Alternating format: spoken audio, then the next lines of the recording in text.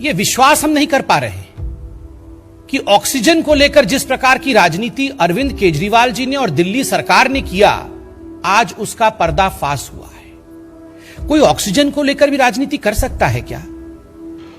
आज सुबह से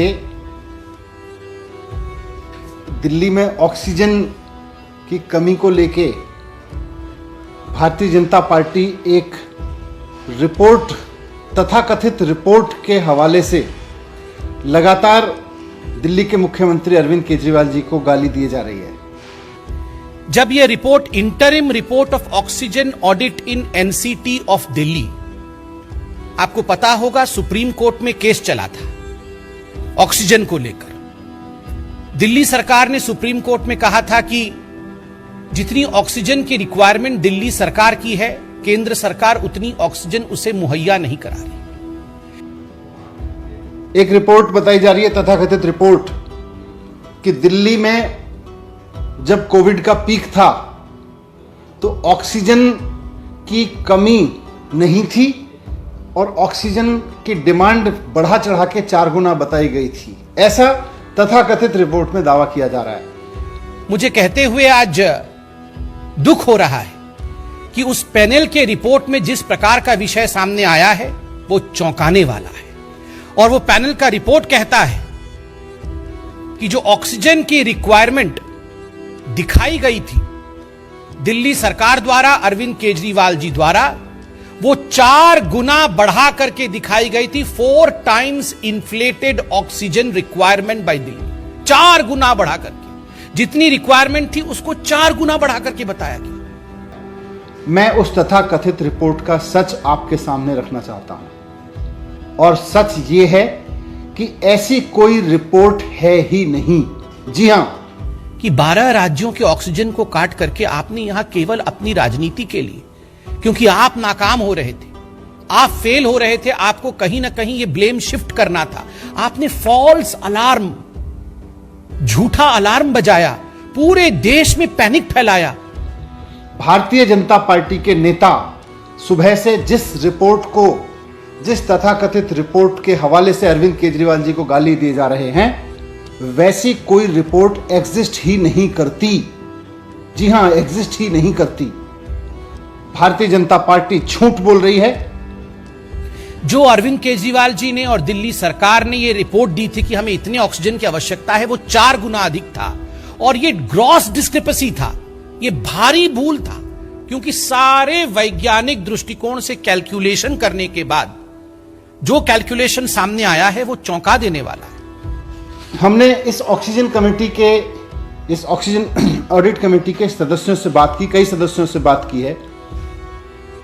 सबका यह कहना है कि उन्होंने तो कोई रिपोर्ट साइन ही नहीं की, अभी तक उन्होंने कोई रिपोर्ट अप्रूव ही नहीं की। ये अरविंद केजरीवाल जी द्वारा जघन्य अपराध है, ये क्रिमिनल नेग्लिजेंस है, क्रिमिनल नेग्लिजेंस।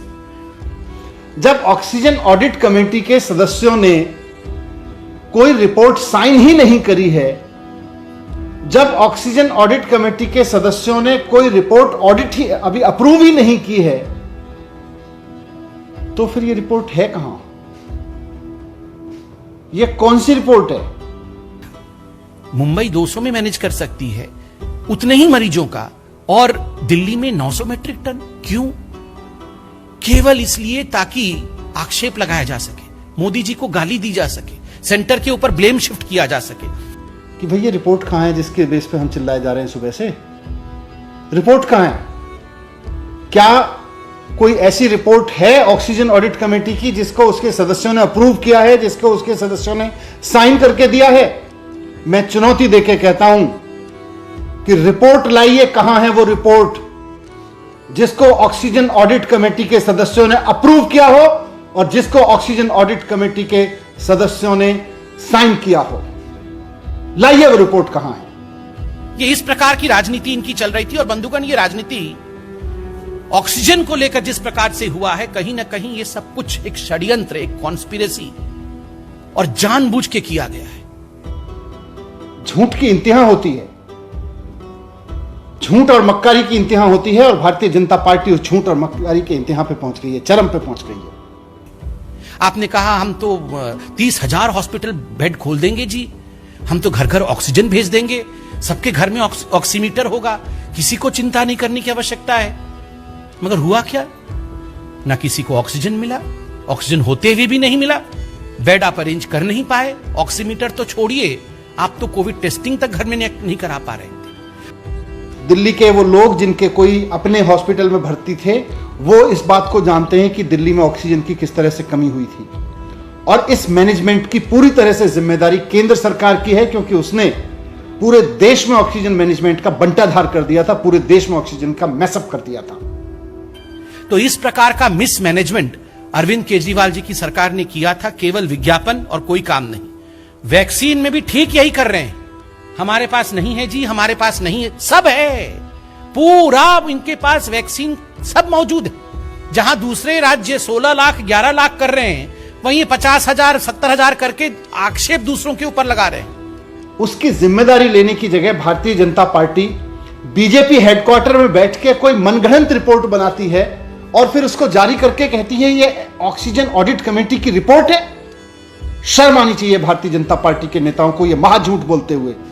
बीजेपी हेडक्वार्टर में बैठ के रिपोर्ट बनाते हो और उसको ऑक्सीजन ऑडिट कमेटी की रिपोर्ट कहते हो। अगर ऑक्सीजन ऑडिट कमेटी ने कोई रिपोर्ट बनाई है तो भारतीय जनता पार्टी के नेता और तथा कथित बड़े बड़े नेता जो केंद्रीय मंत्री हैं, वो रिपोर्ट जारी करें और बताएं कि उस पर कहां है ऑक्सीजन कमेटी रिपोर्ट साइन।